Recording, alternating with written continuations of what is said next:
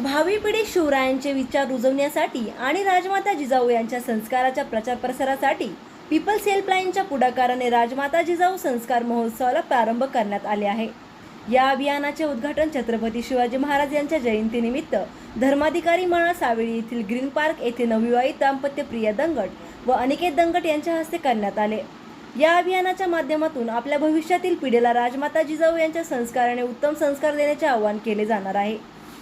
प्रारंभी छत्रपती शिवाजी महाराज व राजमाता जिजाऊ यांना अभिवादन करून या अभियानाचे प्रारंभ करण्यात आले।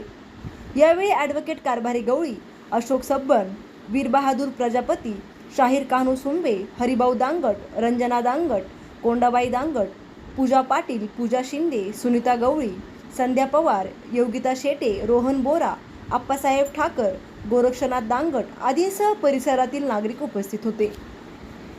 आज छत्रपती शिवाजी महाराजांची जयंती या नगरच्या ग्रीन पार्कच्या चौकामध्ये आम्ही नव्याने हे जे दाम्पत्य आहे प्रिया दांगट आणि अनिकेत दांगट यांच्या पुढाकाराने या ठिकाणी राजमाता जिजाऊ संस्कार महोत्सव आम्ही सुरू केलेला आहे।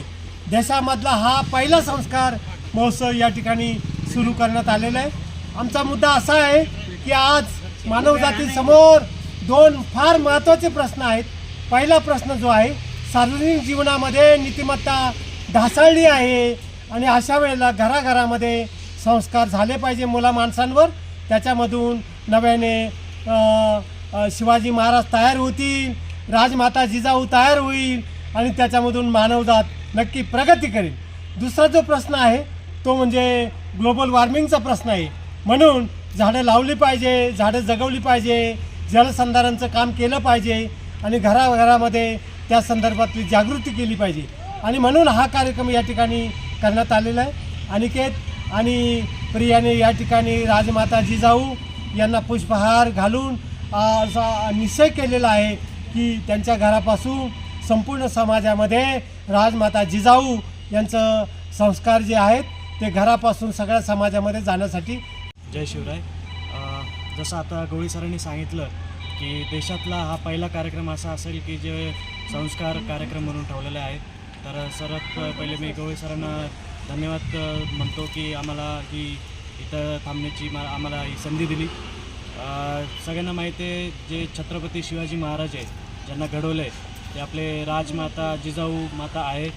तर त्यांच्यावर जे संस्कार त्यांनी लावले तर त्या संस्कारामुळे आज पूर्ण देशभरात जे सगळ्यात महान राज्य म्हणून आहे छत्रपती शिवाजी महाराज म्हणून तर त्यांना ओळखलं जातात।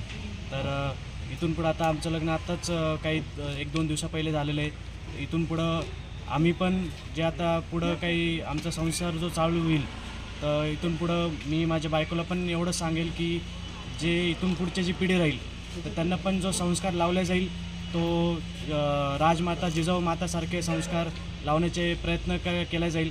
आता आपण आपली बरोबरी त्यांच्यासोबत करण्यासारखं आपण एवढे मोठे मनुष्य नाही आहोत, पण त्यांच्यासारखे पावलं आपण त्यांच्या पावलावर पावलं ठेवून पुढे जाण्यासारखं आपण थोडं प्रयत्न करू शकतो।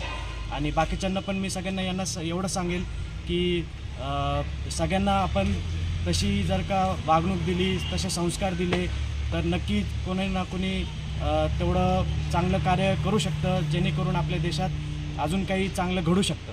एवढं म्हणून मी जसं गवळी सरांनी सांगितलं तसंही राजमाता जिजाऊसारखे संस्कार आम्ही आमच्या मुलांवर देणार। धर्माबद्दल त्यांना सगळी माहिती, आपण कुठून आलो, कसं आलो, आपलं हिस्ट्री काय होतं हे सगळं, आणि हे सगळे संस्कार देऊन आम्ही आमच्या मुलांना मोठे करणार। इथून पुढं म्हणजे माझी अशी आहे की बाकी सगळ्या मुलांनासुद्धा हे सगळी माहिती असावी, आपल्या हिस्ट्रीबद्दल माहीत असावं सगळं, म्हणजे त्यांना महत्त्व कळतं की आपण कुठून आलो, काय झालं, आणि हे सगळे संस्कार सगळ्या पुढच्या येणाऱ्या पिढींवर असावे हेच आम्ही आता प्रयत्न करणार इथून पुढे।